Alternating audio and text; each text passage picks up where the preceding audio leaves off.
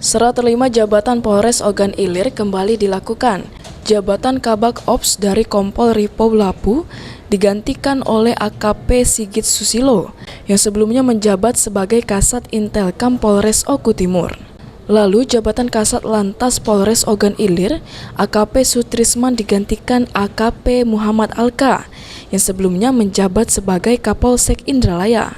Dan untuk jabatan AKP Muhammad Alka digantikan Ibtu Herman dari Poltabes Palembang. Pergantian jabatan ini sendiri disampaikan oleh Kapolres Ogan Ilir, AKBP Yusnatio Sandi, merupakan hal yang biasa dalam menjalani tugas dan amanah. Dan untuk pejabat baru, Kapolres harapkan untuk bisa menjalankan tugas dengan penuh tanggung jawab, mengingat tugas Polri semakin banyak tantangannya. Ahmad Romawi, PAL TV.